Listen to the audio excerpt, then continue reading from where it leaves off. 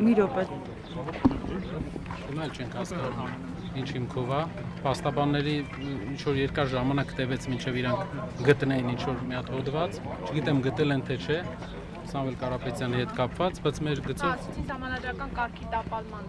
բայց ձեր մասով ձեզ ինչու էին տարել 6-րդ վարչությունը։ ճիշտ որ ասեմ մենք չհասկացանք, հա։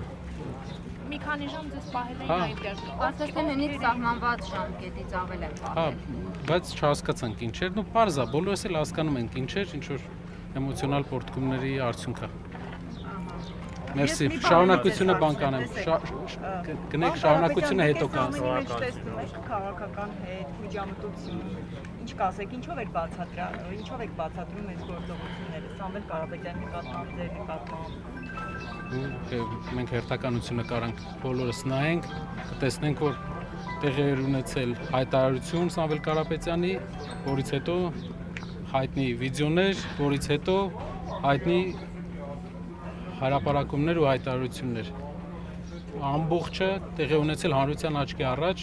ու մենք բոլորս կարող ենք տեսնել ինչ մոտիվներով, ինչ են մարդիկ ուզում անեն։ Բայց շատ զարմանալի մոտեցում էր, ճիշտ որ ասեմ, շատ հետաքրքիր մոտեցում էր, չգիտեմ, բավական մեծ էվոլյուցիա ենք տեսնում ենք մեր արդարադատության ու արտադատության վերաբերյալ մեր երկրի ու պետության ղեկավարների մոտեցման։ Պարոն Կարապետյան, շնորհակալ եմ այսքանը։ Փաշինյանն ասում է խառնում են հաշվեհարդար չի կարող լինել, հաշվեհարդար չի կարող լինել մի պարզ պատճառով, որ պետք է հաջող լինի, որ հաշվեհարդար լինի, հաջող չի լինելու։ Իսկ Կարապետյանների քաղաքական նկրտումներ ունեն, ի վերջո